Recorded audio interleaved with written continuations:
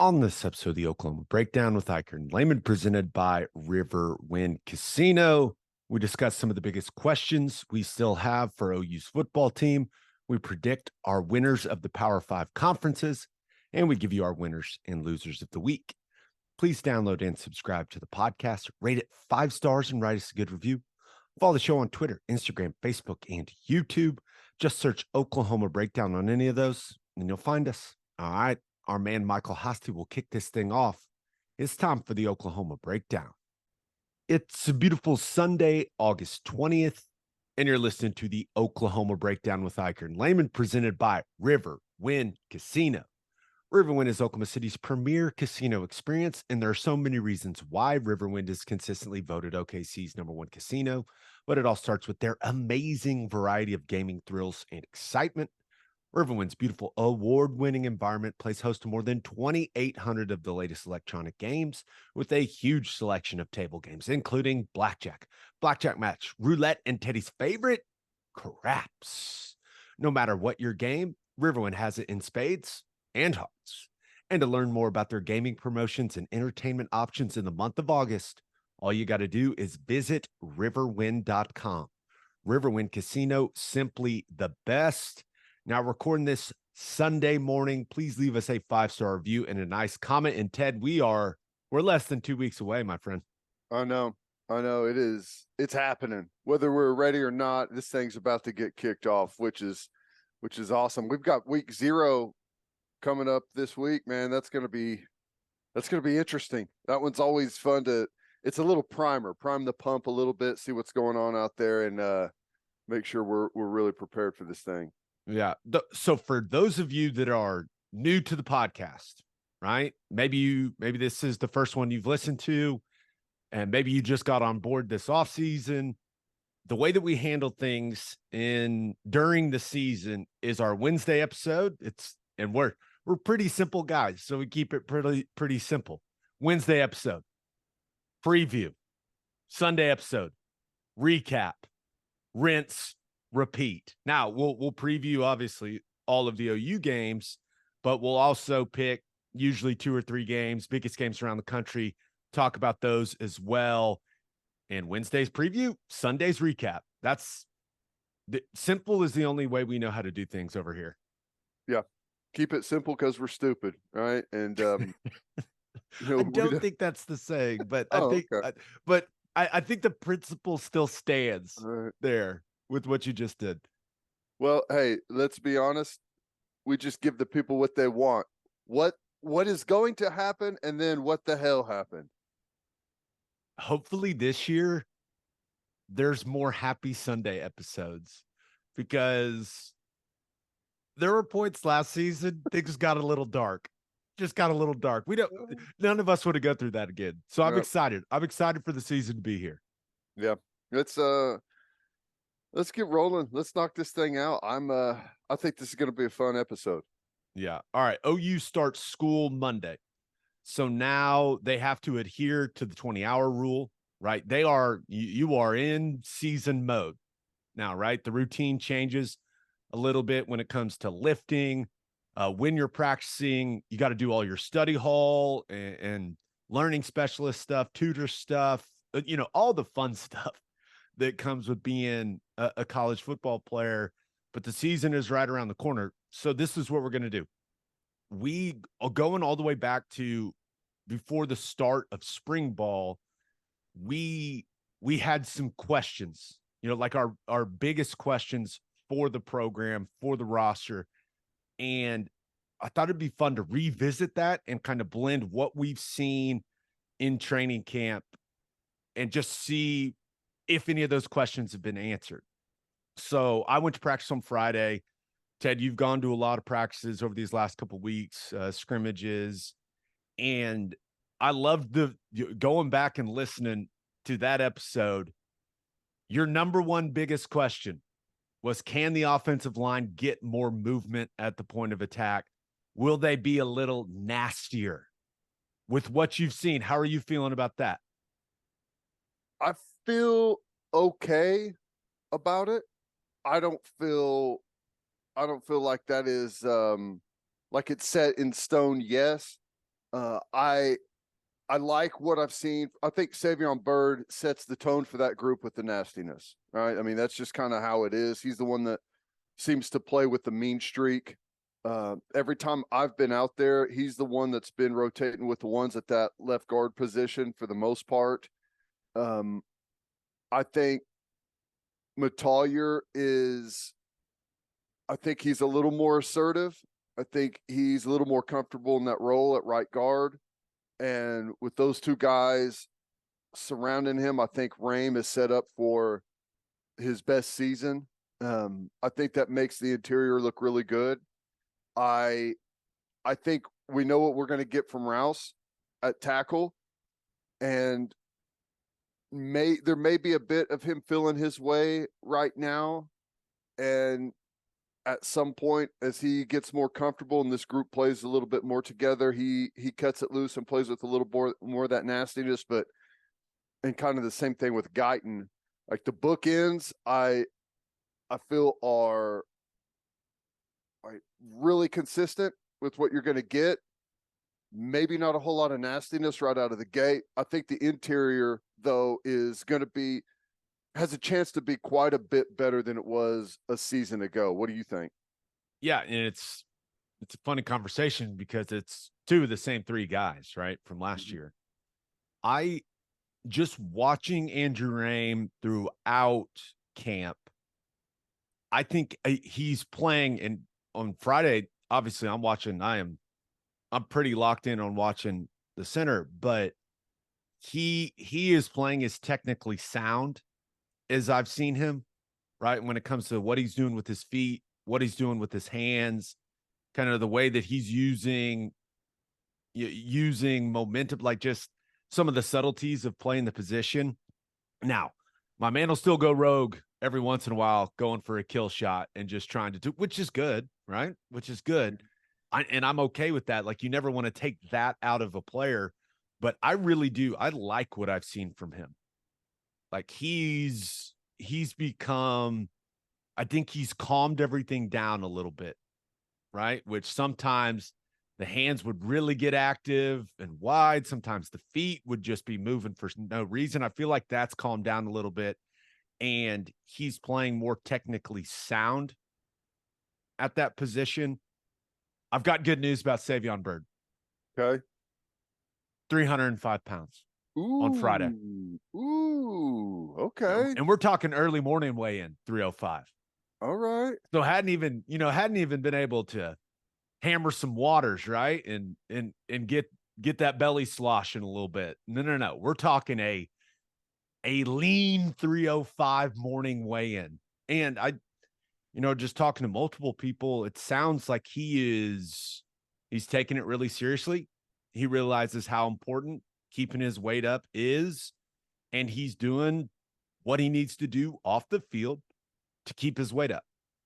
And it seems like the staff is really pleased with how he's responded to that challenge. Like, hey man, you have to be heavier and you got to keep it on.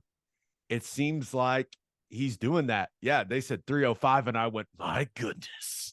That's big time. Now, it's almost enough to have me start questioning whether this is a Chris Messner situation or not. You remember him? He played tackle, and He was a little light, and he was telling this story on a podcast about how he stole some of the little weight packets that go in the weight vest and would put those in his pockets and stuff whenever he went to weigh in. I've seen a man or two put a 2.5 plate in their compression shorts. That's so good. I love it. Hey, I think the offensive line, I think the ceiling is maybe higher than it was a year ago. Completely agree. I don't think they're there now, but they weren't there last year out of the gate either. So I think this may be a bit of a ramp up, because remember, Anton Harrison, the season previous to his last year was okay. And then his start to the season was solid. It was consistent, and he ramped up from there. And my man's locking out Aiden Hutchinson right now at joint training camp practices. Okay. So that's kind of my hope with this group, is that they ramp things up and and get rolling. And by late season, this group's cruising. Yeah. Yeah. You hope that they really come together in the non-conference games, because remember, this group has not played a single snap in a game together. Not one. Yep. Training camp scrimmages don't count, right? There's not 80,000 plus people in the stands, right? There's a different feeling to playing together under those conditions and just handling everything that's going on. But I believe the first offensive line has a chance to be very good. Very good. That we go as they go on the offense for sure. So that's a good thing to hear. Yeah. And I think that with what I've seen, Guyton and Rouse have looked really solid. Really solid. So Yeah. I'm happy where that group is at.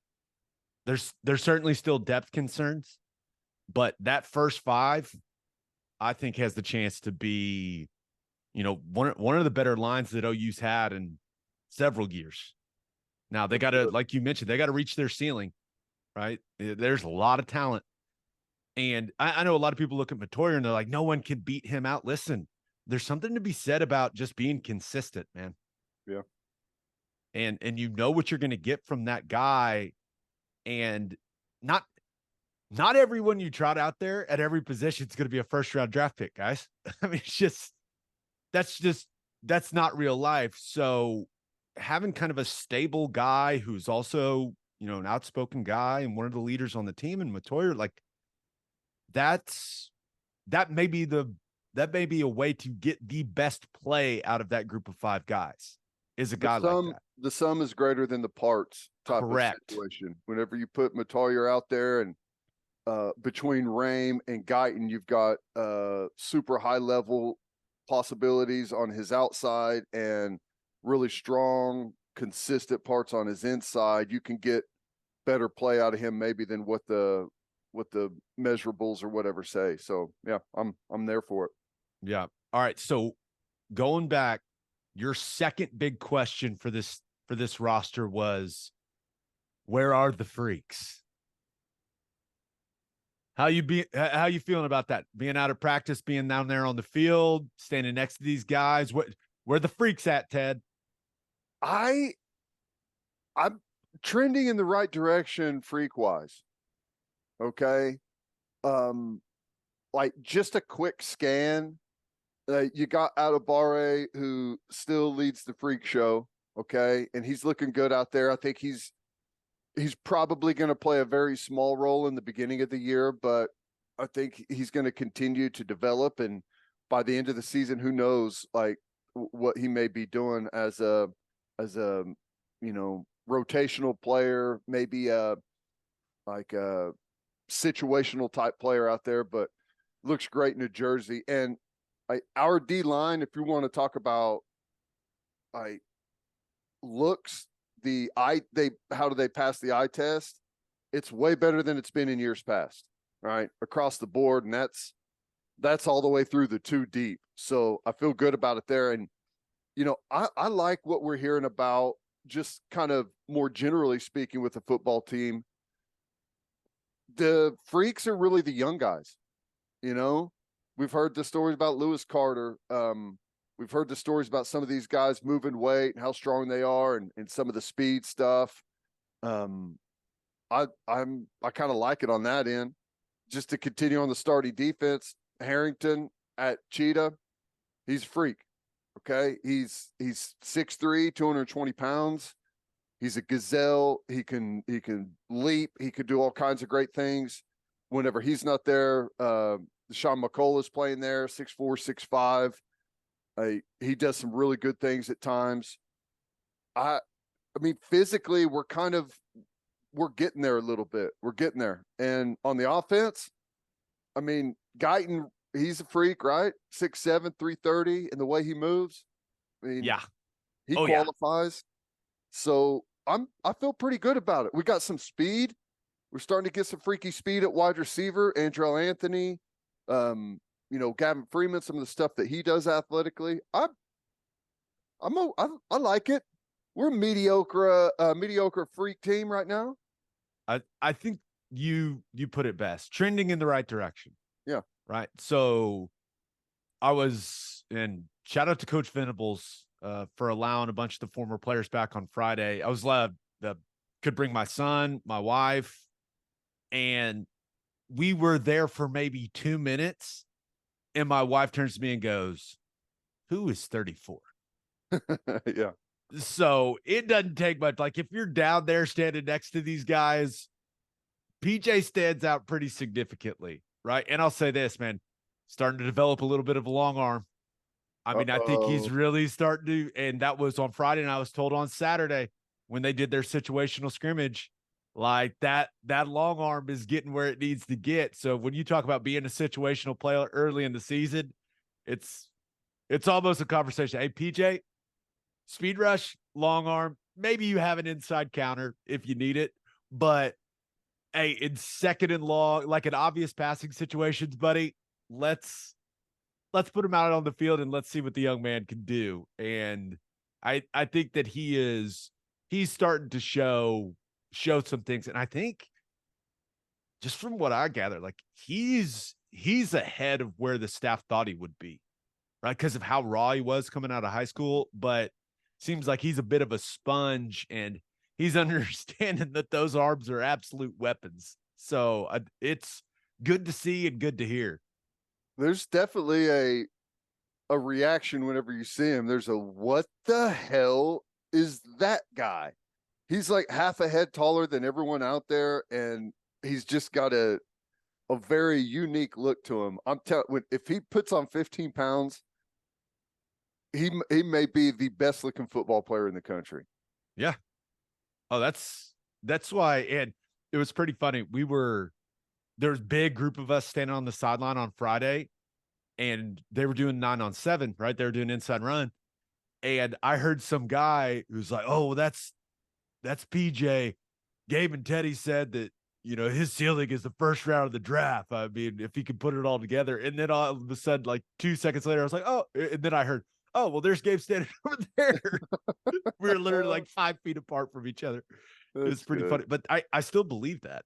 I still think that he is like, that's the ceiling. When you see him physically, you were just like, it takes you a second. You're just like, whoa, look at this guy. Yep. Yeah. I like what I see there.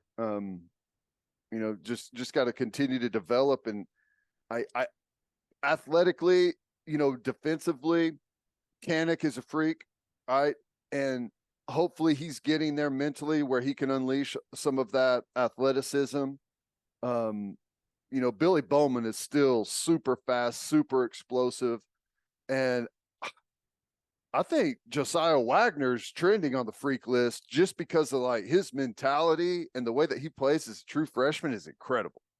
That kid is going to be really, really good, really, really fast. Yeah.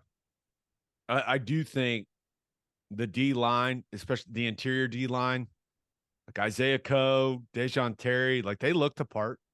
Yep. Right. They looked apart. Phil Pyle was out there practicing on Friday, and he looked good in a jersey. I was watching him pretty closely during 9-on-7. Had some nice reps. Looks heavy-handed, strong at the point of attack. Exactly what we were hoping he would be. Yeah. Right now he's working back from that ACL from a year ago, but I like the way that he looked because I was like, who the hell is 93? And I couldn't figure it out for a solid minute or two. I was like, oh, yeah, he's out there. All right, let's see what he's got. And hey, thought he looked pretty good. More they can add to that rotation, the better. I mean, it's a much better feeling group than what we had not just a year ago, like in several years. And we'll see like who ends up having the best year there and who emerges, because I do think that they're going to continue to get better. But from where we're starting right now, this has and you can just count the whole front, edge, and interior defensive tackle. This is the deepest, most talented group that we've had in as long as I can remember, unless I'm missing something, right? I think that's where they're at. Now, we don't have the individual high level at least at this moment that we've had, sprinkled in here and there, your oboes, like what Eric Stryker did whenever he was coming off the edge. We don't have that right now, but that doesn't mean it can't develop throughout the season. Right. The most impressive looking guy, like when you go out there and you watch the offense, other than Tyler Guyton, because once you learn that he's over 330 pounds, you're just like, wait, why does he look so lean? Like, how is that guy 330? But he looks really good right now. But I think the most impressive looking guy on the offense is Marcus Major. When you get out there and he's had a fantastic camp, looks really good, right? With Sawchuk being banged up, like he's really had the opportunity to prove that he needs to be one of the guys in this running back rotation. And it seems like that's exactly what he's done. Like, hey, I need to be on the field. Now, I know the question is always, can he stay healthy? Right. And the staff has done a really good job of managing his reps throughout camp, and he's healthy and may or may not have, it could have been debatable, right? May or may not have had a 99-yard touchdown run in a coming out situational drill on Saturday, but head coach blew it dead. Yes. Smart. Yes. No. We're going to snap it again. No, he looks really good, man. I mean, the way that he's built, the thickness in his lower half, the explosiveness, he looks the part. When you go out there and you're just looking at the offense, you're like, all right, who is the athlete that looks the best in a jersey? I think it's 24. Yeah. He's one of that whole running back group is pretty daggum solid, honestly. They got good depth. They've got a group of guys that some of them can do a little bit different things, which is good. So, like, we need a big year out of those guys for sure. Yeah. Now, one of my questions, going back and looking at our biggest questions before spring ball, one of my questions kind of blends over into the freak conversation. It was, do we have any dudes at wide receiver? Yeah. Right. Ted, I saw two guys make a couple big plays last Friday. Would you like to guess what two wide receivers made those plays? There's been a consistent camp theme. Well, I was going to say, is it who do I want it to be, or who do I think it was? I think it was probably, I'd say Gavin Freeman and Andrell Anthony. Correct. They've been consistent. Yeah. Those guys have been consistently making big plays, and Andrell Anthony had an awesome competitive catch, like on a deep post for 40-something yards. Let me tell you right now, Jackson Arnold can push it down the field, buddy. And will. Whoa. Yeah. And he's not afraid to take some risks with the football, which has resulted in throwing some interceptions throughout camp. But man, he just makes some throws where you go, okay, yeah. I get it. But I think that Jaden Gibson, he's had some big long touchdowns these last couple practices as well. Like, I think they're pleased with where he's at. Nick Anderson, other than a few drops here or there, like when I'm out there, he's the best looking wide receiver. Yeah, and I was gonna say, like, him and Jaden Gibson, they're on the freak list. Yeah. Right. But number one, we want the freak list performing, not just like, getting off the bus, and leading workouts. We need those guys performing and making plays. But it's such a good trend that when we're talking about where are the freaks, it's a lot of young guys, from this new recruiting class or the year previous. And that's a good thing. I mean, there's some good young talent physically out there and there's more guys that we didn't mention, but that's a good trend. Yeah. Right now, I'm trying to decide, like, how many wide receivers can you play? Like, it like once they get to conference play, right? Once that Cincinnati game rolls around, like how many wide receivers can you play? Like how many do you want in the rotation? And it seems like maybe 6 is the right number. And if you look at where this team is at, I think it's Andrell Anthony, Drake Stoops, Jalil Farouk, and then your other 3 would be Gavin Freeman, Jaden Gibson, and Nick Anderson. And Petaway's got to be in there. Like he is undoubtedly one of the best 6 wide receivers. So maybe the list is 7 long because there's no doubt Petaway is going to have a pretty substantial role on this team. The crazy thing is LV Bunkley Shelton's been rotate with the one group a lot too. Yeah. So and I don't know how they narrow that. This is kind of where I'm at with LV Bunkley Shelton. It seems like the guy's got an awesome personality, fun guy to be around. When out there at practice, he seems like he's always having a good time. But if the choices are Bunkley Shelton or Petaway, it's like, hey, what is LV Bunkley Shelton? 5th year guy, 6th year guy? Yeah.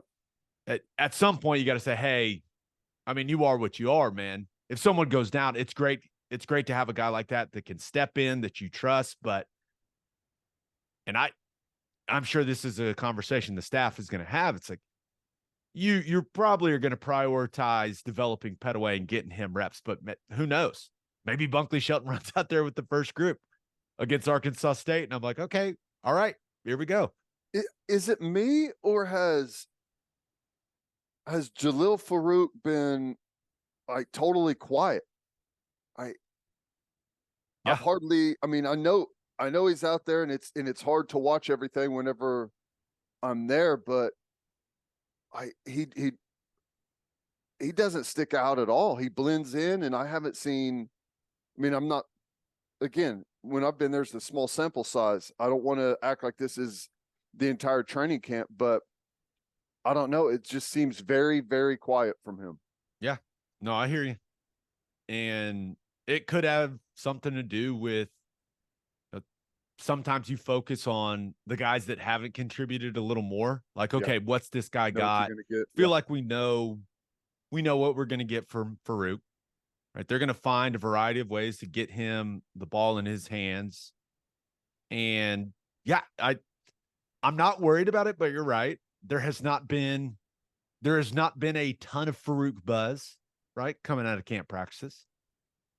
But he's in the first group every single time they go out there on the field. So you know that he's performing at a level that the staff, they're comfortable with. But yeah, and that's the question for him this season is can he take that step, right? From being a really good college wide receiver to being a guy you're talking about being, a early round draft pick, right? Can he make that jump? I don't know. We'll see. Yeah, no, I agree. All right. So one of your other questions, right? Biggest questions was, can Dillon Gabriel become a difference maker, right? More than just solid. When I was out there on Friday, he had some beautiful throws pushing it down the field. Seems to be more willing. And that was something we talked about last season, like that he was so risk averse all the time. Right. And the numbers look great, but sometimes you gotta take some chances with the football when it comes to trying to create some big plays down the field. And I think his mentality on that has changed a little bit. And I wonder how much Jackson Arnold tried some of the throws that he tries has kind of opened Dillon Gabriel's eyes a little bit in those situations. Right. Because I thought he was a little too conservative at times last year. And you mentioned this early in camp. He definitely looks faster when he tucks it and runs, like noticeably faster and just moving better. But how are you feeling about him being a difference maker with what you've seen? I feel pretty good. I think we need to go back and think about the mentality from last year. First of all, for him personally, coming off of an injury, right? Coming off of a big injury, still probably some internal thought as to how good is it? Like, am I really fully back? which leads to playing a little bit tentative. Okay. You combine that with the situation at backup quarterback, where the mantra from his quarterback coach and offensive coordinators probably, you got to get down, you got to get rid of the ball, you got to stay, like, we can't lose you, right? So there's this constant like thought being put in there to play more conservatively whenever you're out in the open field. Whenever you combine all that stuff, I think you had a much more cautious Dillon Gabriel. I think now backup quarterback situation is way better. I think he's got way more confidence in that knee. He's got more confidence in being a leader and being the leader of the offense. So I think all of that together gets you a more assertive, more aggressive Dillon Gabriel. And, whenever you look at great quarterbacks, they, without a doubt, like the biggest, because it's really what the position is how do I get the most out of the rest of my teammates, right? How do I make everyone better? And last year, it was more about just trying to execute the offense, with, not with caution, but with efficiency. But I think there's a different feeling with him now. Like he's trying to make plays, right? And he's trying to get outside the pocket and get guys open. He's still smart and he's still making the smart play, but I do think that we're going to see a much more aggressive Dillon Gabriel, and I think that's going to open up all kinds of different things for his teammates and making those guys better around him. Yeah. It looks good. Looks now, good a to lot me. of that's all tied back to the offensive line too. Yeah. Like how much trust does he have in the O-line? Yeah, for sure. And I'm to the point with what I've seen from Jackson Arnold, some of the throws, some of the things that he does, they're just special, man. I mean, the guy can really rip it down the field. And it makes me wonder how the staff is going to handle that situation early in the season, especially in the non-conference games. They're going to want to get that guy some run, man. Mm-hmm. So I think they'll do it. I think they'll do it. I've suggested that they're going to do it before a football game is decided. I think it's going to happen, maybe not necessarily like super early or even first half, but I think you're going to see him in the game in some moments where it's not you're up 4 touchdowns and it really doesn't matter what you do, right? Right. I think they want to build a little bit of pressure around him whenever he goes out there. Yeah. I think they're going to do. I'd be very surprised if he doesn't play some meaningful snaps in the non-conference slate. That would definitely surprise me, but there's moments, man, where he just looks fantastic. So I'm very excited about his future and what he can be at the quarterback position. Going back and looking at a couple of the questions I had, one was, hey, what's the leadership on this team look like? And starting with the defensive side of the ball, it's pretty clear, like Stutzman's that guy, right? When it comes to calling the defense, being that vocal guy. And it was interesting on Friday because he basically got what I would call a vet day off, right? Some of the team sessions, especially 9-on-7, got to rest, got to watch the other guys. But Kip Lewis was the guy that came in and was running the show at Will Backer alongside Kanik at Mike, which I thought was interesting. Now. You're right. He's not very big, but he's decisive. He just makes quick decisions and comes and is ready to play some football, man. It's interesting to watch him because you're like, who is 10 and why is he so small and why is he so close to the line of scrimmage? But I do think the instincts, like the feel, are there for Kip Lewis. But yeah, Ted, when you look at the leadership from what we've seen, there's a lot of veteran guys in the secondary along the defensive line that are very outspoken, but it does seem like, hey, Stutzman is he's the vocal leader that everyone's turning to on the defensive side. That's good. And you got to have that. And I think he's well on his way to having a really, really good year. And just to, like, on the back end, I don't know if you saw this, but the last time I was out there, I saw more talking and more communicating on the back end with those guys than I had seen previous, and that is a great sign. Just the fact that they're constantly chirping on the back end about what they got, wide receiver splits, motions, checking in and out of coverages. Like there's a different level out there of communication going on. Yeah. And hopefully that will continue to improve, right?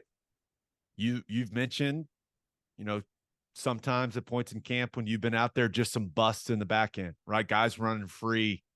Well, hopefully all that communication can eliminate any of that, because, if this team, this is kind of where I'm at with this defense, like with the depth that they've got in the front seven. And I don't think there are any at this point in time, like there's no first round draft picks right now. Most people who listen to this podcast know that we are very high on PJ's future.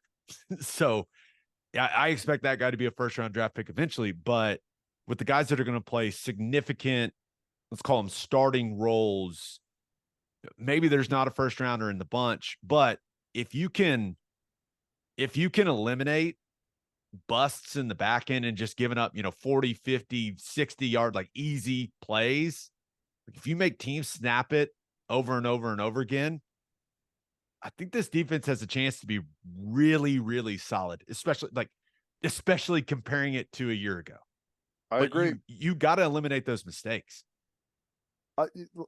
That's what's crazy is you can play, if we're talking about a typical game, you can play 70 really, really good snaps, and you can play 5 really bad snaps and have a horrible day defensively. I mean, that's how tough it is on the defensive side. Is you could be consistent, you can force turnovers, you could be getting to the quarterback, you could be crushing the run game, but if 5 times one of them you miss a tackle one-on-one and the guy busted for a explosive 60-yard run, you give up 3 deep balls over the top for touchdowns, all of a sudden you look up, it's like, what the hell happened? We just gave up 35 and we've played a really good game defensively. So that's how tight the margins are.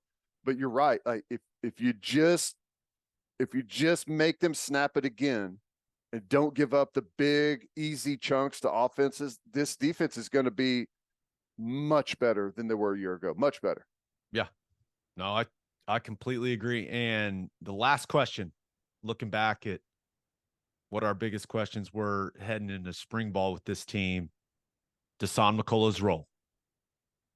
What do you think? There is no doubt in my mind with what I've seen that Justin Harrington is your starting cheetah. And so I spoke at there was a Sooner Club event on Thursday night, right? Joe C spoke, then Venables spoke, then it was kind of like a little panel of me, Caleb Kelly, and some guy named Roy Williams. You may have heard of him.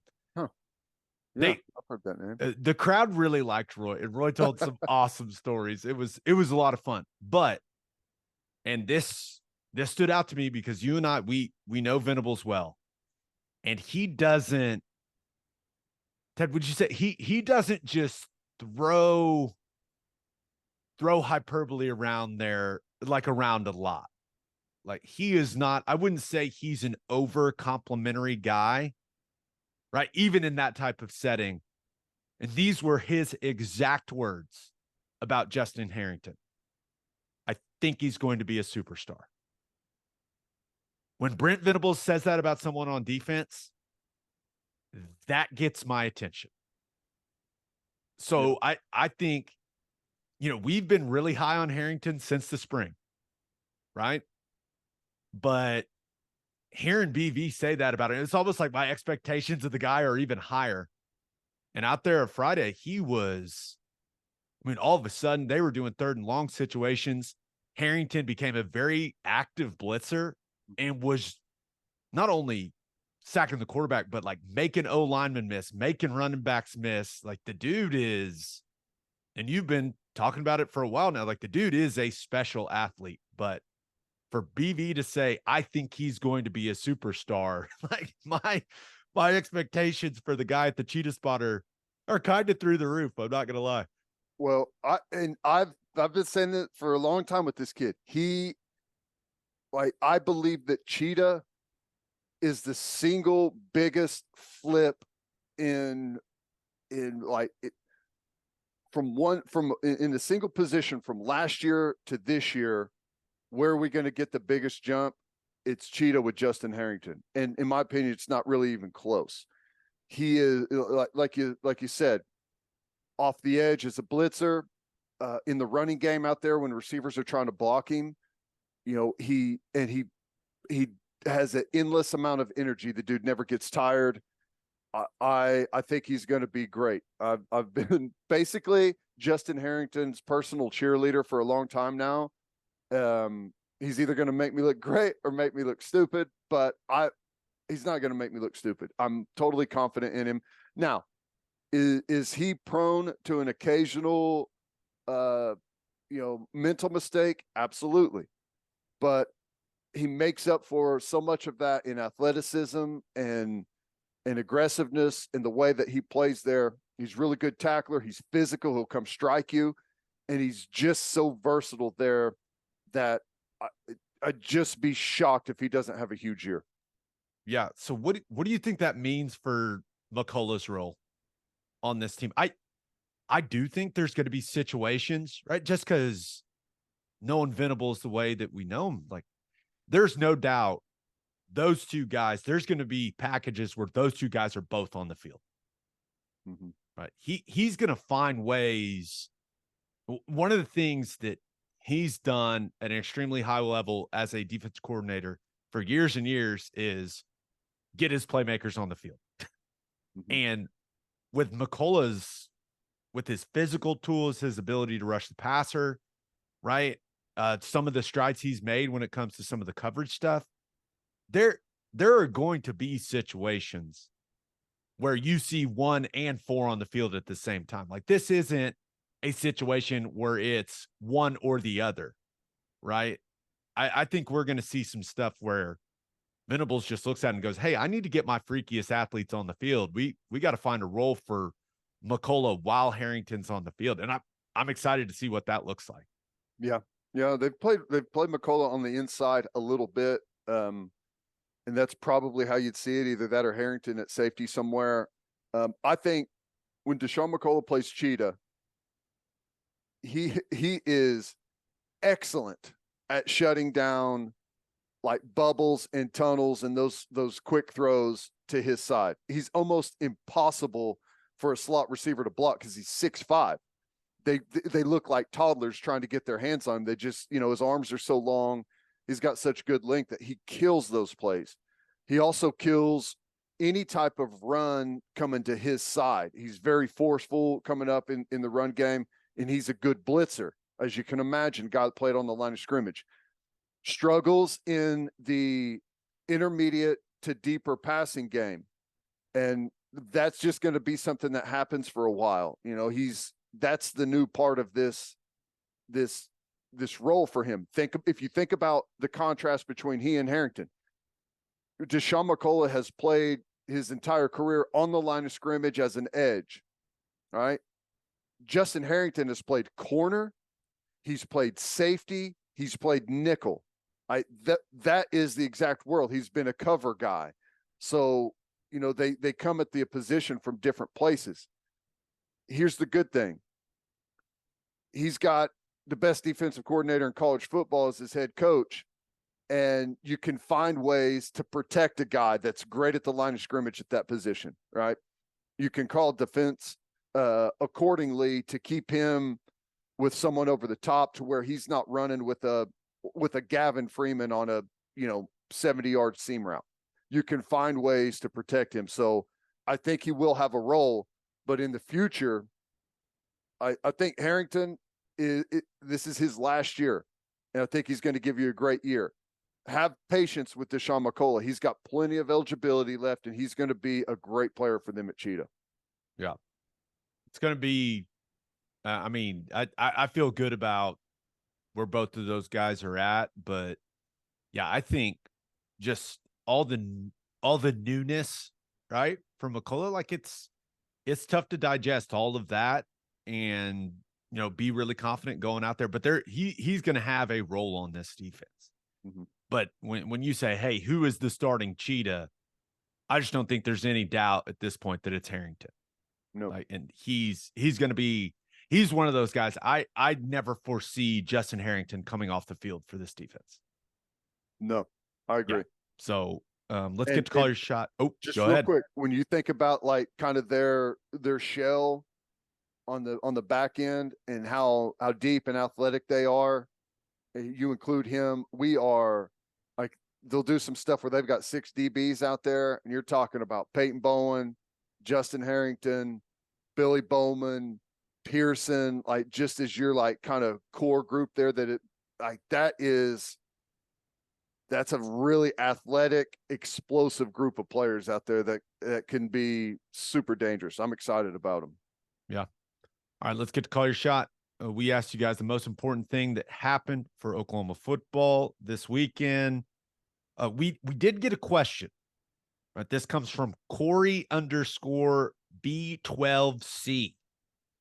He said, on your last show, Teddy was trying to sprinkle some positivity and mentioned he isn't seeing much difference in the first and second string defensive line. Does this also mean he isn't seeing a star, or we just aren't there yet? I think it's a good thing. And I don't think necessarily we have a star right now. But that doesn't mean that someone is going to have the best year on the defensive line. Someone's going to have the best year at edge. I'm just not sure who it's going to be at this point. And it could be a bad way, that could be a bad situation, but that's not this situation. I think this situation is a good one. There's a bunch of candidates that could end up having the best year at interior and edge. And do you agree with that? Like the 2 deep, it's hard to tell, like who's going to, like, just viewing those guys, they're all right there kind of in the same spot. Yeah. And as far as a star, right? Looking at what Corey asked. Yeah. I don't think, once again, going back to PJ, I think that guy's going to be a star eventually. Is he there right now? No. And when you look at kind of 2 deep across the board for OU's defensive line, there's not a first round pick in the bunch, right? There's just not. But that doesn't mean that they can't play at a high level. Like I think the thing that you and I are looking for more from that group is consistency. Yeah. That was the most frustrating part a year ago was, hey, man, look at how these guys are coming off the ball, getting off blocks, using their hands, and then it would kind of just disappear for stretches. And we'd be sitting there going, what's going on? Now you've got more guys that are at a similar talent and skill level, right? So you're going to be able to rotate more, keep guys fresher throughout games and throughout the season. And you would expect the level of play, especially the consistency at the level they're going to play at to be better. Like that's how I view the defensive line right now. Both the floor and the ceiling are much higher than they were a year ago, in my opinion, with this group. And kind of like with the offense, you mentioned it. Like, I think it's whenever you talk about the entire defensive front, I think the sum is greater than the parts. I think because of how the group is going to be able to work together and the depth that they have and the rotation that they're going to have, it should be a pretty relentless group to try and block as an offensive line. You're going to have the same 5 for every offense, usually blocking 12 guys in a rotation for our defensive line. You think, is that too many? I mean, 10. I would say 10 at the least. Yeah. And all the level across the board on all of those guys is like, if I went through and I told you the starting defensive front was Bothroyd, Kelly, Coe, and Downs or Grimes, you'd probably say, okay, But then if I said your starting front is R. Mason Thomas, Dejon Terry, Jonah Luulu, and Grimes, it's like the same thing, right? Yeah, you don't feel you're not when you hear each of those lineups, you're not going, oh, one is so much stronger than the other. You know what I mean? Right. That's kind of where we're at with this group. And I didn't even mention Trace Ford, who I still think is their best pass rusher. I know R. Mason Thomas, they love him in one-on-ones and the way that he gets off, but I think Trace Ford's just the explosiveness that he has when he needs to cut it loose. But I mean, I don't know. I think they're in a good spot. I could end up feeling like an idiot when the season rolls around, but the way I look at it right now, just feel like they're incredibly deep, and it's a really good place to be right now. Yeah, no. This other one comes from Johname Myrick, who says W in wearing OU gloves and shoes in his first game. She's referring to Williams Winery, and I guess the scrimmage, right? Not game technically, but rocking OU cleats and gloves at that scrimmage in Tulsa just a couple days after committing to Missouri. It was certainly interesting. It got Sooner Nation talking, that's for sure. Yeah, it's one of those things. Is it because it all matched his uniform? Yes.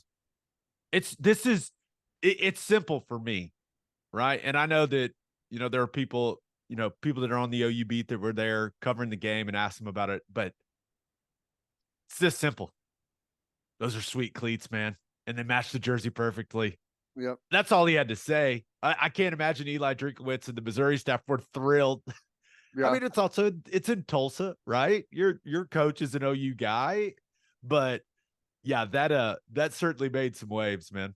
And it came with some comments afterwards where he was, really praising Oklahoma, and I think it's like they match his uniform perfectly, and then at the end, whenever you're asked, you're just you're going to be complimentary of Oklahoma and the program.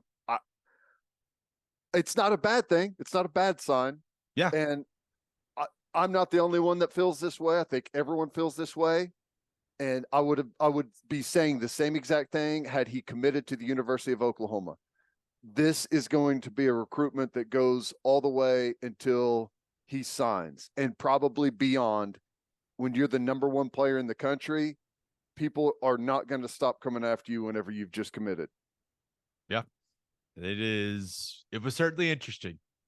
Certainly interesting. Let's make some Power 5 predictions, shall we? Yeah, let's do it.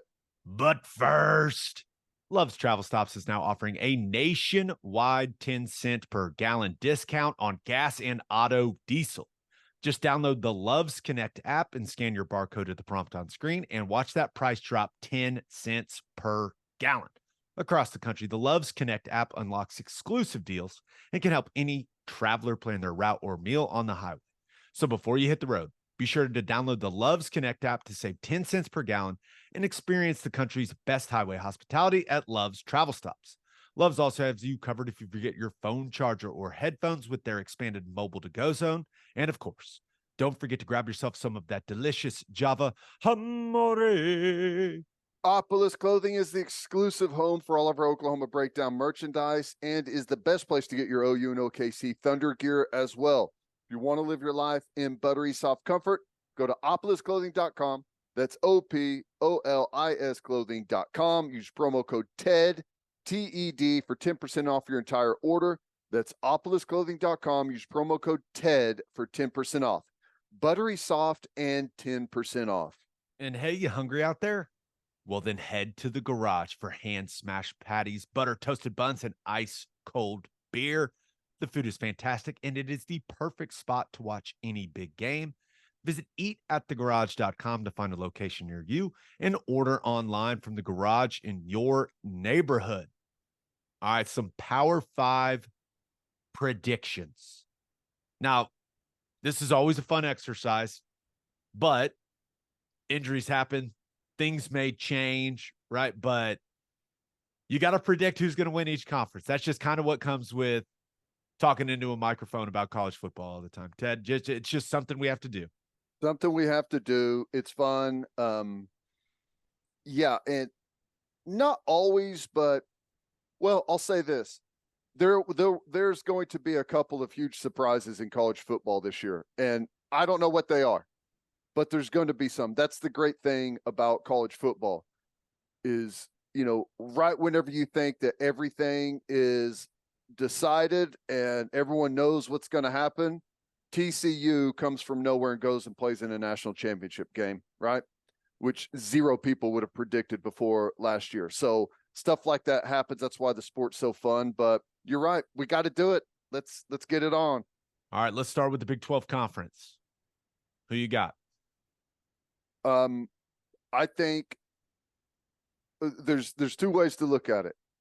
The most consistent pick, like the most straightforward pick, you got to go with Kansas State. They won it last year. They return a full offensive line. If you get the Will Howard that they had towards the end of last year, you're going to have a very, very tough, smart, all around good football team in Kansas State, and consistency is what matters. Here's the problem. I think this is going to be one of those years, and we've seen this in the past, where everything runs through the quarterback at Kansas State, and that's Will Howard. But that leaves you prone to injury, right? And it feels like so often Kansas State's quarterbacks have been nagged by something that you're not getting their full potential out there. I think that's the danger with them if they lose Will Howard. I think the next pick for me in the Big 12 is it's got to be Oklahoma. I think with what you're getting at Dillon Gabriel, what we're getting defensively, what our overall roster looks like, I think Oklahoma is, you got 1A for me with Kansas State and 1B with Oklahoma. And I think that's going to be your Big 12 championship game. Yeah, I've got Kansas we'll State see who's as well. in the best spot at that point. Yeah, I've got Kansas State as well. I'm just a big believer in what Chris Kleiman has built there. They got to replace some fantastic players, right? In Deuce Vaughn and Felix Anudike-Uzomah, but I am heavily influenced by the fact that they've got 4 starting offensive linemen back. Will Howard has some serious confidence now, and I'm not sure who the playmakers are going to be for him at wide receiver. Ben Sinnott, the tight end, is back.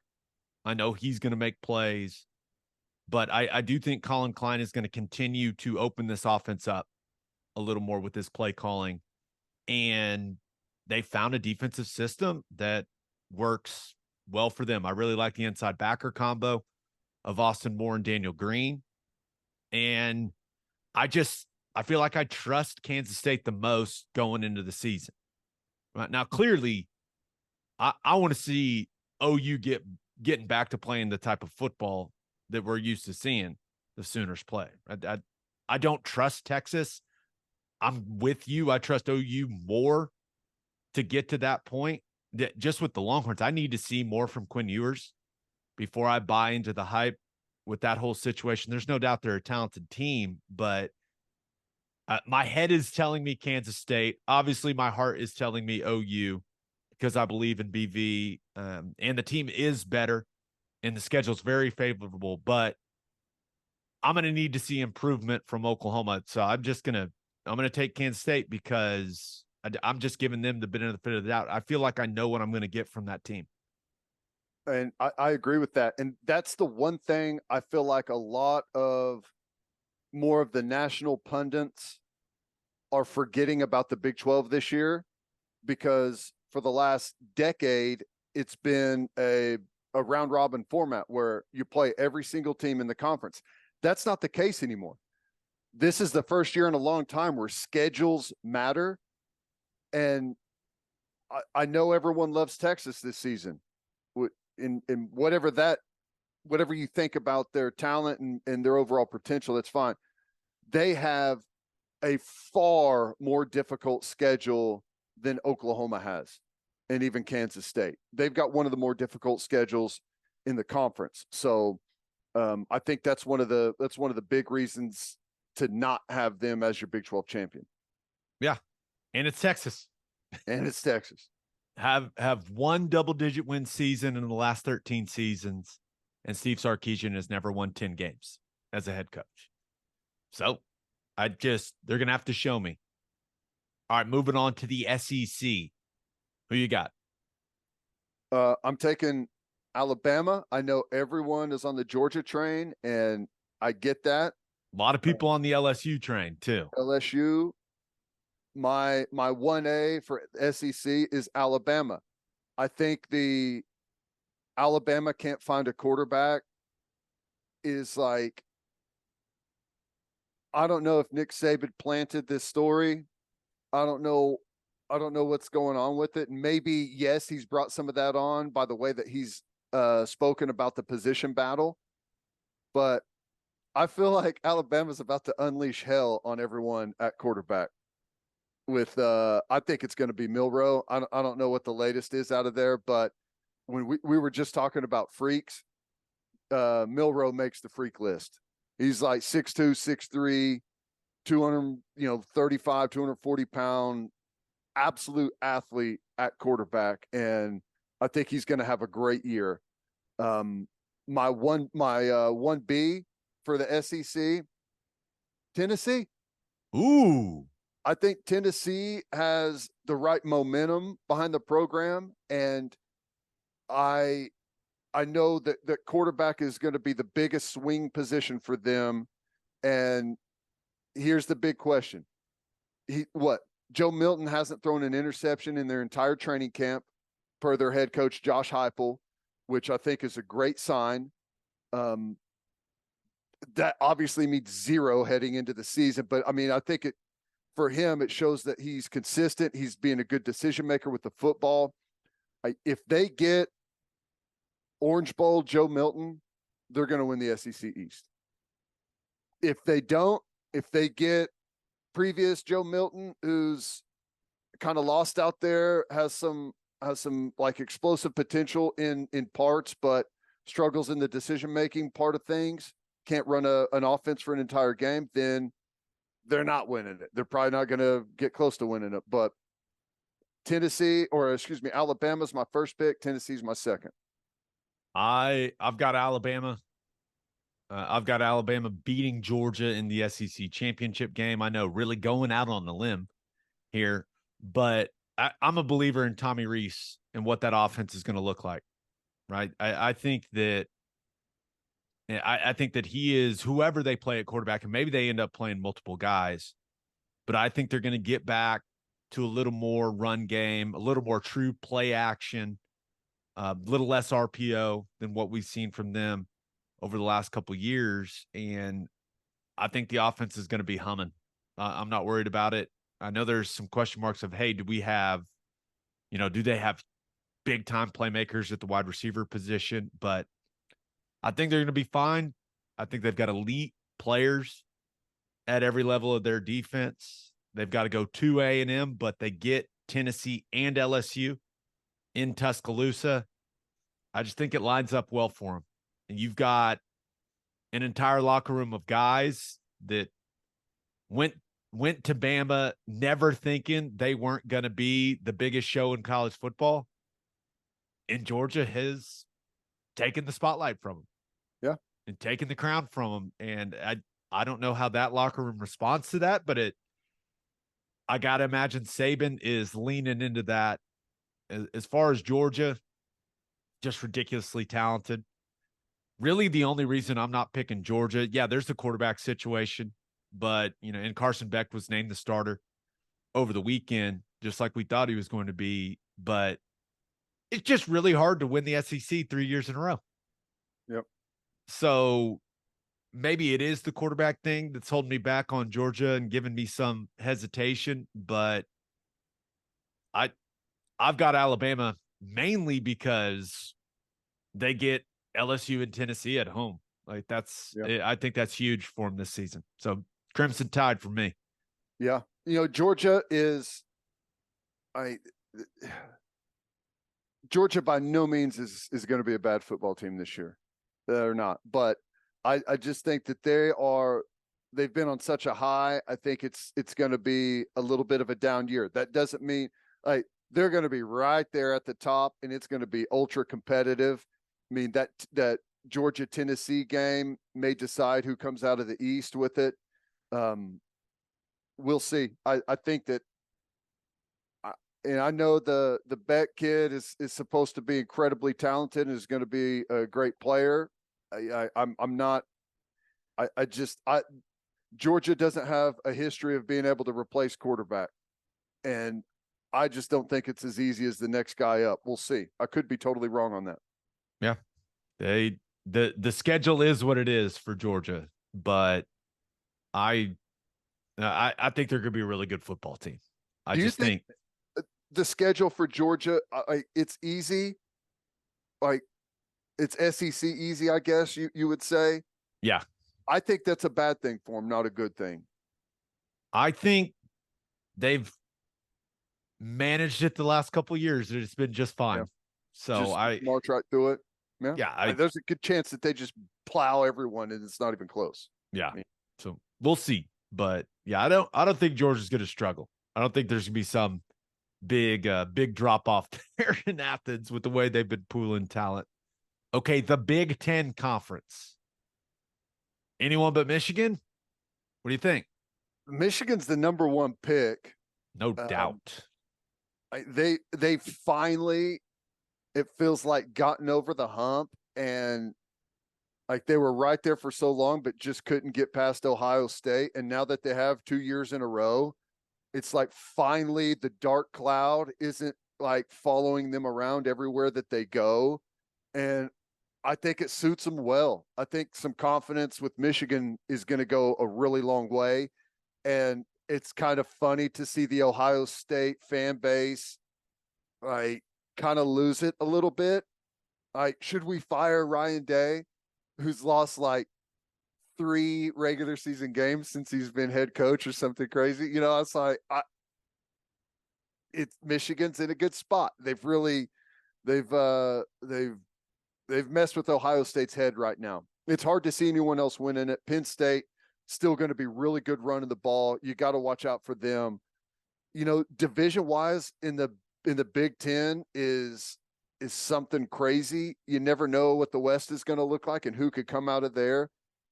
I don't see anyone dangerous enough to be able to knock off Ohio State, Michigan, or even if it was Penn State to come from that side. I think those are the 3 strongest teams by some margin.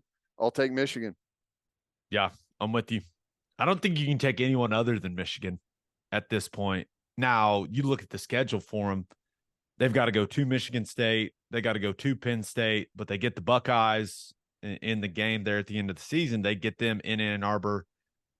It's got a lot of playmakers on both sides of the ball. I expect J.J. McCarthy to be even better this year. Corum and Edwards may be the best 1-2 duo at running back in the entire country. They're always good at the line of scrimmage. And you mentioned it, they got a mental edge over Ohio State right now. That matters.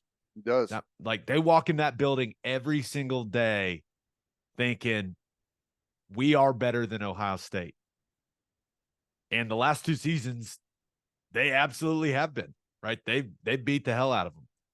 And it matters whenever 2 teams walk on the field, and one of them says, "This is going to be the coolest day ever," and the other one is saying, "Oh my God, we can't lose again." Like that. Right. That matters for football, and especially whenever they're going on the road. Right now, Ohio State, they're not going to get the momentum of the crowd behind them when they make big plays. Like that's going to be a fun one to watch. Yeah, as far as Penn State, a lot of Penn State believers out there. And I don't know if you looked at Bruce Feldman's freak list this year. There was a ridiculous number of Penn State guys on there. Yeah. They got some creatures on that team. But it's just simple for me, man. James Franklin has not been good against Ohio State and against Michigan. Well, I would say like their biggest issue has been they haven't, like, in order to go do anything in college football this day and age, you have to have an elite quarterback, and they haven't been there. They just haven't. I feel like that's ultimately what has held Michigan back. I think Michigan has had, an elite football team minus an elite quarterback, right? And yeah, I don't think you need like a first round draft pick. Just look at what Stetson Bennett has done the last couple of years. But you got to have a playmaker. Yeah. Right. He maybe doesn't need to be 6'4" and 230 pounds and like a prototype looking guy, but he's got to be a playmaker. Yeah. And we'll see what Drew Allard looks like for Penn State, right? Exactly. They haven't had anyone that play like Stetson Bennett. Whenever they needed him to play, he made some incredible plays. And right. There hasn't been anyone at Penn State that's done stuff like that, or Michigan, frankly, in a long time. Well, I think JJ McCarthy is going to be. I think he should take. He showed glimpses of it a year ago. I agree. I think he's gonna be pretty special this season. But yeah, the only other team in the Big Ten that interests me is Wisconsin. I'm starting to really like them to come out of the West. I can't wait to watch that offense, especially everyone's like, oh, Phil Longo, they're going to play with more tempo. They're going to spread things out, throw it around a little more. And in my head, I'm like, no, they're going to spread teams out and then hand it to that mutant Braylon Allen in the run game. Like that's what they're going to do. They're going to try to find ways to get lighter boxes for him and then just run the absolute hell out of the ball. Yeah, I agree. And the other thing is like they've had really good defenses at Wisconsin, and with Fickle there, you expect that to just continue to roll. There may be some growing pains installing a new system, but I think they'll still be good defensively. Tanner Mordecai is about to become a household name. And for us, it's like he already is. No, he is for us.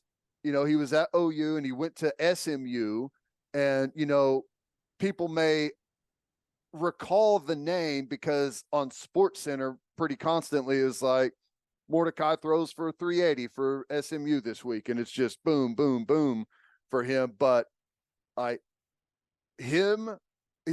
going to be a great kind of contrast between Mordecai being an air raid quarterback and playing that system, and then being able to move it around the field, and then having, an awesome offensive line and maybe the best running back in the country on the interior. That if they can get it to work in 1 year, they could be a dangerous football team. Yeah. Yeah. I think they're one of the most interesting teams in the country, right? Because you and I, we're both Luke Fickell fans, right? So I'm interested to see what it looks like for them. I feel confident they're going to play defense at a high level. That's kind of their thing. Mm-hmm. If that offense can be a little more explosive, a little more creative, then watch out. Watch out for the Badgers. Moving on to the ACC. Who you got? The ACC seems like a 2-horse race, right? Florida State and Clemson. This is a hard one for me because I think Florida State is a tad overrated. And I think Clemson, there's more questions there than maybe people are throwing their way. I'm going to take Clemson to win the ACC, but I don't feel great about it. We've got a small track record with Garrett Riley as offensive coordinator, and we've got even less of a track record with Klubnik at quarterback. And maybe the two can combine and find some magic like Garrett Riley found last year with Max Duggan, because Max Duggan had kind of been a guy that, he's got a lot of upside, but we kind of know what we're going to get from him. And I found a magical year. If they can do that with Klubnik, then they're going to be a dangerous team who's got a chance in the college football playoff. But if Klubnik's not the guy, and I just don't know who the stars are at the skill positions for Clemson. We know Florida State has them. I'm leaning Clemson only because of track record and history. I am leaning Clemson. I'm taking Clemson, and it's this simple. Florida State and Clemson are playing, and that game is in Clemson, South Carolina. That's it. That's why I'm taking them, right? The Tigers get it at home. So it is interesting, right? They're coming off a down year where they checks notes, went 11-3 and won the ACC. It feels very, very similar to the run that OU had through the Big 12, right? With the six straight. Just like, oh, wait, no, they were actually a pretty solid football team a year ago. And, I was heavily influenced when I was thinking about who I was going to pick. I was heavily influenced with how OU played Florida State in the bowl game. I don't think Florida State, I don't think they have as much depth as Clemson has. Like, I think some people have forgotten just how well Clemson has recruited over the last, 8 years, and just how much talent is up and down that roster. I think the defense is going to be really good, right? They got a lot of playmakers on that defense, and I think Garrett Riley is going to get the most out of Cade Klubnik. Now, we'll see, like you mentioned, what playmakers emerge, but the run game's going to be good, right? I feel good about that, and I don't know. I just trust Clemson more, and they get Florida State at home. That's kind of where I'm at with it. I think maybe Florida State. I don't know necessarily if they have a higher ceiling. I guess if everything goes right and they stay healthy and everything comes together for Florida State with some of the star power that they have, they could be one of the best teams in college football. But I'm hesitant to believe that everything's going to come together the way that a lot of people are predicting it will. I'm with you. Yeah, but they play early. I think that game's like week 4. So we'll know who has the upper hand pretty early there in the ACC. All right, last one. The Pac-12. The last year of the Pac-12, and I think it's going to be awesome. When I was going through this exercise, Ted, this was the conference where I felt I could legitimately see 3 or 4 different teams winning the thing. Now, I maybe had that thought about the Big 12 as well, right? Especially with what we saw from TCU a year ago. But yeah, I think the Pac-12 is the most intriguing conference in college football as we head into the season. Totally agree. From the teams at the top, the worst team in the Pac-12 is going to get more attention than most teams in college football this year, right? And it's going to start right out of the gate with them. Talking about Colorado for obvious reasons, but you got to, like, I don't know, if everything went right for guys that could be a Heisman Trophy candidate, as quarterback. Oregon's got one, Washington's got one, Southern Cal has one, Utah has one. It's going to be a fun season, especially the final 6 weeks of that Pac-12 schedule is going to be crazy. I'm taking Utah to win it. Ooh. Until someone else proves that they can stay consistent. I think Oregon is like the easy pick to win this, and I think maybe the more logical pick, but I still have yet to see Oregon put it all together. And they've done it in flashes. Can they put it all together for an entire season? Like, Bo Nix had an incredible year last year, but without him, they become very beatable very quickly, and he runs the ball a ton, and he's open to injury pretty easily. And I know you can say the same thing about Cam Rising at Utah, but they found a way to do it.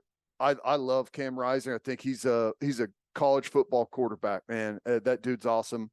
USC, I think they're going to get a ton of praise in the first half of the year. They're probably going to kill everyone on their schedule, but their final 6 weeks of the season is brutal, one after another, and a couple of big ones on the road. So give me Utah and Oregon in the championship game. The only reason I'm not picking Utah is Cam Rising's knee. Like, how does that ACL injury affect the way that he plays? Because I think one of the reasons why we love the guy so much is all of a sudden he's not afraid at all to turn into a battering ram if he has to. Yep. And go get those tough yards that extend drives and ultimately results in points. Like, how much hesitation is there because of the knee injury? It does not sound overly optimistic that he's going to be ready for the opener. Now, I'm not betting against that guy playing against Florida. I mean, just with the type of guy that he is, the way that he seems he's wired. But I am hesitant because of the knee situation. Yeah. So I'm taking Oregon. And I think Bo Nix is going to have a massive year. I think he's going to be smarter. I think he's going to protect himself a little more, right? He's got a great understanding of how important he is to that football team. Now, the pieces, they've got an interesting situation at offensive line, right? Blending some transfers. Like, we'll see if those pieces all come together. They need to, or else they're just not going to be able to get it done. But Bucky Irving, I really like it. Running back, I think the offense is going to be good, even though they lost Dillingham, right? Taking the head job at Arizona State. The real improvement I'm expecting to see is on the defensive side of the ball, right? Dan Lanning knows a lot about defense. Mm-hmm. They've got some talented players, right? They've brought in some talented transfers. He took over a good roster too. And took over, yeah, a really talented roster. And I think there's going to be a year 2 jump. Now, they got some tough road trips, man. Washington and Utah, but they get USC at home. They get Oregon State at home. And I believe in Oregon the most. Maybe it's the OU bias, right, that is not letting me pick USC, right? Because they are the favorite when you look at betting lines. Like, USC's the favorite. But that schedule is brutal, man. Yeah, they shouldn't be the favorite. I get why they are, but they shouldn't. I was just pulling up the schedule for Oregon. We're going to find out with them really quickly. We're going to find out a couple of things because a lot of people think Texas Tech's going to be really good this year, and Oregon's going to Lubbock second week of the season. Like, that's an interesting football game. I'm excited about that one. I think Oregon. I'm picking Utah to win it, but I think because of like balance on the roster, star power at quarterback, I think Oregon has the highest ceiling of any team in the Pac-12. Like, if it comes together for them and they get that year 2 bounce, the defense starts to play the way you would expect a Dan Lanning defense to play. Oregon's got the most potential to be like a college football playoff team that could do some damage. Yeah. Now, let's make it clear. USC, they've got the best player in college football on their team, right? They are – Lincoln Riley is one of the best play callers in all football. They're going to score a ton of points.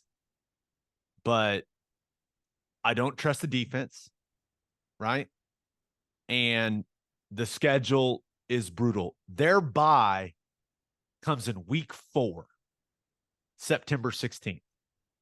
Then they got to play 9 in a row, and you mentioned their last 6. At Notre Dame, they host Utah. They go to Cal. They host Washington. They go to Oregon. And then they've got UCLA in the Coliseum to finish the season off. That's just a gauntlet, man. It's hard to get through all of that, unscathed or relatively unscathed. I think they're going to have a better football team and a worse record. Yep. That's where I've been for a long time with them. Exactly. Yeah. There. So now Caleb Williams is going to be fun to watch. He's going to be incredible. He was fun to watch last year. And I think it's going to unfortunately be kind of the same thing for them this year, where he's going to have to run around and make a bunch of like ridiculous things happen in order to win these tight games. And you can only live like that for so long. So I don't know. They've got one of the most exciting young players in college football defensively. I can't wait to watch Tackett Curtis. playing Mike linebacker. That kid is going to be an incredible football player, and looks like he's going to be a starter as a true freshman for them. So awesome. Yeah. Pac-12 is going to be fun, man. Yep. All right, let's move on to our winners and losers of the weekend. But first, Bishop McGuinness Catholic High School represents a tradition of educational excellence in Oklahoma City. Grounded in a faith-based education, students prepare to meet their potential with an individualized academic path that strives for success. Bishop McGuinness offers a college prep curriculum that includes 22 AP courses, participation in OSSAA athletics, where they've won over 100 state championships, and numerous clubs and organizations for students to join and grow. If you want to provide the best possible educational and spiritual development for your children, contact Bishop McGuinness Catholic High School or visit bmchs.org. Financial aid is available. And attention business owners, you need Insurica in your life.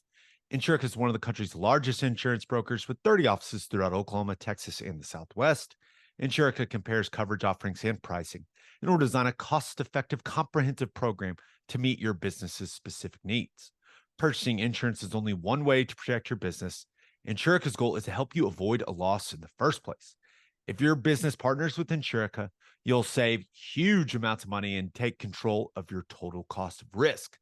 I'm an Insurica client, and you should be too. If your business wants to be best in class, connect with Insurica at insurica.com. That's INSURICA.com. As always, Ted, kick us off. Who do you have as your winner of the weekend? I got to go with Brock Purdy. You know, not a name that I would have picked, especially this quickly, to have the type of upside that he has in the NFL right now. I think situation has a whole hell of a lot to do with it, but the kid is in a really good spot right now. He's playing really good football. We still laugh a lot of the times because of some of the most outlandish plays I've ever seen at quarterback are from Brock Purdy, but the dude's in a good spot. Kyle Shanahan is just throwing all kinds of praise his way. He's looked really solid in the preseason, had a great end to last year. Wish he would have been healthy for them whenever, the whole season was coming to a conclusion there. But a guy like I'll right here never would have said Brock Purdy's going to have the type of NFL career that has the start he's off to. I mean, he looks really good out there, looks comfortable, looks confident, and looks totally capable. I tell people all the time, and I know some people may look at me when I talk about this stuff and they're like, you're kind of just making excuses, right? But dude, you got to have some luck. You got to have some luck. It's true. Like if you're Brock Purdy, you got to have some luck and some favorable timing. Lance getting hurt last year, like he never gets the opportunity if that doesn't happen. And now he is the unquestioned starting quarterback for a team that I believe can go win a Super Bowl, right? With the amount of talent they have on their roster. Great players. Great. I mean, the skill position tools that they have on that team are awesome. The defense, yep. the offensive scheme fits what Purdy does well. I think the way that Shanahan operates some of the stuff, especially in the play action passing game, like it cleans some stuff up for Purdy. The way that he moves the launch point in that offense, like it neutralizes the fact that he's not the tallest guy in the world quite a bit. Like it all fits together perfectly for him. But it never happens if Lance doesn't go down the way that he did a year ago. Crazy, right? Need some luck, man. You need some time, and credit to him for making the absolute most of it, right? It's awesome. It's awesome to see, and I am rooting like hell for the guy. Speaking of fit, how's our guy Braden Willis doing out there? Have you heard? Because that is the perfect fit. He could not have gone to a better place. Yeah, I have not. I need to do a better job of checking in with some of these guys that just got done, but I haven't seen anything which it's not a position it's really going to show up or get talked about a whole lot, but I mean, he caught a pass. They were playing the Raiders, and he caught like an out route and looked good. Right, he's got number 9 on. He's looking good, but I haven't heard a ton about him. It'd be shocking to me if he doesn't make that team, just with all the different stuff that he gives you, the way that he practices. That'd be an absolute shock to me. I think at the very, very least, like, he ends up on the practice squad, and he's a guy that they pull up and move back down throughout the season, right? Yeah. So we'll see, but yeah, we're rooting for you, man. Go get it. Yeah, I love it. Perfect fit. All right, who do you have as your loser of the weekend?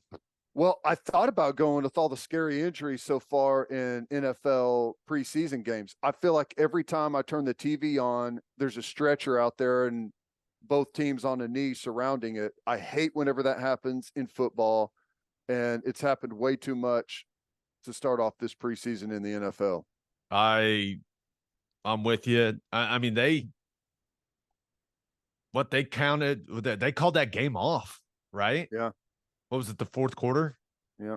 I saw that. They called it off, and yeah, you're right. There is nothing. You had one scarier. Thursday night too, and it's as soon as it happens, it's like, oh my gosh, here we go. And it's hard to, you wait for the news, you see the guys not moving out there on the field, and it's just super scary. Hate it when that happens. Yeah, I saw. So it was, what was this, Green Bay in New England? Yep. Is that the game that called off? But I guess the Patriots have decided they were supposed to do joint practices with the Titans, which they've done quite a few times with Vrabel's connections to the Patriots. And I think they called those joint practices off as a result of that. So clearly we're thinking about Isaiah Bolden, but it sounds like he got released from the hospital this morning. So it's good. Tremendous sign. Yep. But I ended up settling on myself as a loser because the Messi conversation, it's too much fun. It's not a loser for MLS. It doesn't matter. Okay. My question on that was stupid. Okay. It's incredible. It's so fun. They just played an absolute thriller against Nashville to win the League Cup. They went from worst team in the league to winning the League Cup in like a matter of however many games since Messi's been there. He scores again, an unbelievable goal. Okay. It was awesome to see him get that left foot, just a perfectly placed shot right there through traffic. That was awesome. And they go to PKs. Their goalie gets, that goes all the way to the 11th round. Goalie makes the final shot and then stuffs the Nashville keeper. It was awesome. It's just an awesome game, right? Just exciting soccer. How about that, man? Exciting soccer. Is he too? What a stupid statement from me. What a dum-dum you are. Yeah, I'm the loser. I did see there was an Onion article that said, I think the headline was like, MLS parents asked to see Messi's birth certificate or something like that. It was, it had me laughing. But yeah, he is. It's cool to see him. There was a small part of me that was like, hey, he's going to cash a check and kind of mail it in. Dude, he is. I mean, he's been incredible. Yeah. And your point about like his teammates, it's all of a sudden everyone on that roster has totally changed. And like, I knew him before. I'm not saying that, but just listening to like the articles and the statements that they're saying, and it's really cool to see. Yeah, there's before Messi and after Messi in those Yes. guys' lives, right? They're different human beings now. Absolutely. All right, let's finish up with my winner and loser. But first, John Vance Auto Group has been serving Oklahomans for 40 years. Family owned and operated. They got 9 full service dealerships in Woodward, Miami, and Guthrie. No matter what your vehicle needs are, John Vance Auto Group has you covered. They carry domestic brands such as Ford, Lincoln, Chevy, Buick, GMC, Chrysler, Dodge, Ram, Jeep, and Wagoneer. John Vance Auto Group's goal is to give unequaled service and to exceed customers' expectations in every way, which is why they have their lifetime loyalty program. And here's how it works. Buy a new or used car from them. All you have to do is get all of the manufacturer recommended maintenance done at the Vance dealership. And if something goes wrong with the components of your engine, transmission, drive, axle, or transfer unit, they will cover the repair costs. It's a great deal. You can browse their entire inventory or find the John Vance dealership near you at vanceautogroup.com. And First Fidelity Bank is a full-service financial institution based in Oklahoma with tailored solutions for all your personal and business needs. Checking accounts, saving accounts, home loans, and much more. They do it all. Whether it's online banking from your computer or mobile banking from your phone, everything is stress-free with FFB. Making mobile deposits, paying bills online, and moving money to different accounts could not be easier.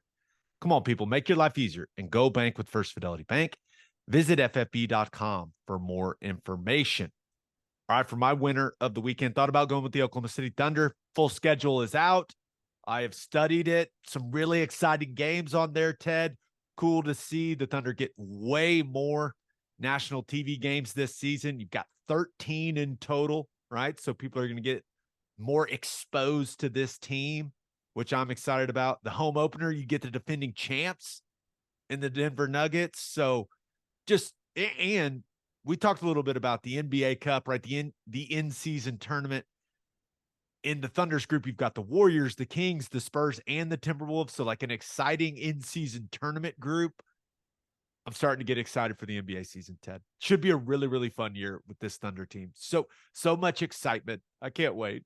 I agree. It's funny how the NBA, like when they put those schedules together, it's for the national games. It's like, nope, you suck. All the teams that suck are going to be over here. And the teams that we think are going to be good, national TV. That's a good way to gauge kind of what the league thinks is going to happen.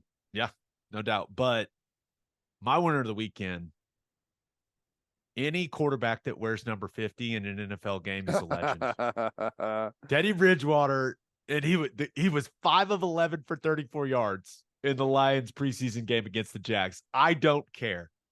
The man is a legend in the eyes of linemen everywhere. There will never be a cooler quarterback than Teddy Two Gloves going out there rocking number 50 in a preseason game. Like that's a quarterback's peak in my eyes. It was amazing. I feel like he's honoring former linemen, current linemen of the future. I feel like he was one of us in that game. I loved it, man. Some people may say, no, that's stolen valor. I'm not one of those people. I think he's spreading lineman awareness to the masses. It was so funny watching him play QB with 50 on. It was awesome. It's like we're in 1950 all over again, right? Yeah, very, especially if you were to flip it over there and see a quarterback wearing number 50 and he's got 2 gloves on, it's like, is that a linebacker? Is this a trick play? Like, what's happening here at quarterback? It's so funny. I love it. It was awesome. And I know you've seen some quarterbacks like in training camp practices have, right? I think it was Mac Jones a few years back with the Patriots. Right, like he was wearing 50 or 55, but to go out in a preseason game, and it's not like Teddy Bridgewater isn't established. The guy has been in the league for forever now. And for him to be cool enough to just go out there and be like, yeah, I'm going to rock 50. Let's do it. I don't know if there's any meaning behind it. I didn't dive that deep into it. All I saw was I'm sitting on my couch. There's a quarterback wearing number 50. That's awesome. Yeah.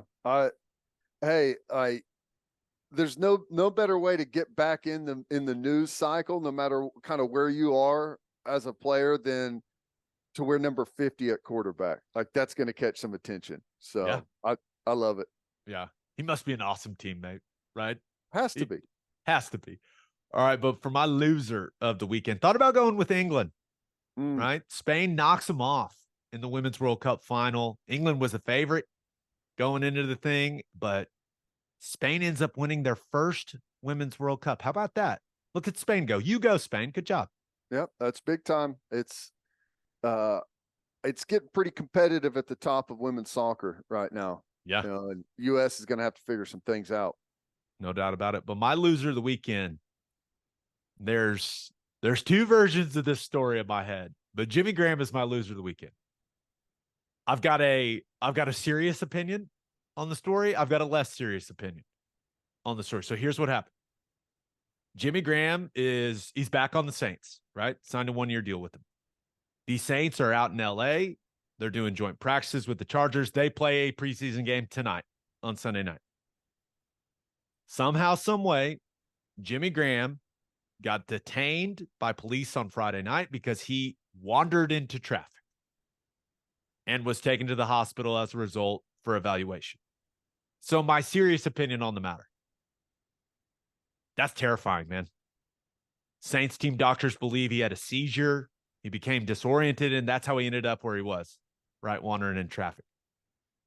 If that's how it went down, that's extremely scary. I'm so glad he's okay. Like, the fact that, he didn't get hit by a car or anything like that, it's a blessing, right? Because that could have been really, really bad. Yes. The other version, yeah. My less serious opinion, and I feel like you could say this now because he's all right, and maybe we get more details about this story, but they are out in California. Did my man overdo it a little bit and ended up wandering in traffic somehow? Yes. I don't know, but if that is actually what happened, if we may never know, if that is actually what happened, that's hilarious. Like, can you imagine if that's the way it went down, going back into that locker room and everyone looking at you being like, you got that high, dude? Holy, it'd be so funny. Yeah. I feel like this is, if there's ever an Occam's razor situation, this is it. Okay. What's more likely that, and here's the thing, this is like the key thing that I don't know. If Jimmy Graham is prone to seizures, if he's had those before in the past. But I think it's far more likely that a guy, whenever the team happens to have their downtime, whenever they're allowed to be away from the team hotel and everything, that a guy is messed up, becomes disoriented because of that, and is detained by police, far more likely than the seizure explanation. I could be wrong on that, but I feel like whenever everyone heard that Jimmy Graham was detained by police, where their mind went instantly is typically the correct answer. Okay. That's my view of it. I think the good people, I'm going to choose to believe that the good people of the New Orleans Saints are telling the truth here. He did have some type of seizure episode, but the funniest version of this story is that he got so high, wandered in traffic. Now, thank God he's all right. And that now everyone in that locker room can make fun of him for it. That's the best version of the story for me. I don't know if that's how the events went down here, right? But it would bring a team closer together if that is how it did. Just because you talk about a hilarious story for everyone to bond over. That's, oh my gosh. Well, fortunately or unfortunately, depending on who you talk to, this happened on TMZ's home turf. So, badge cam incoming from TMZ in 5, 4, 3. We'll all know soon enough exactly the state that Jimmy Graham was in. I'm sure of it. Yeah. Somehow I think TMZ we'll see some video at some acquired point in time. the dash cam or the police camera, the body cam of the whole situation here pretty quickly. It's amazing how they get their hands on that. It is, isn't it? It is. On that note, episode 346 is in the books. We'll have a new podcast that'll drop on Wednesday. Just a reminder, you can hear Teddy from 3 to 6 on the Ref. You can hear me from 2 to 5 on SiriusXM Big 12 Radio, channel 375. Hope you all have an awesome start to your week. And until next time, we appreciate y'all for listening. Do what you always do, Oklahoma. Take care of each other.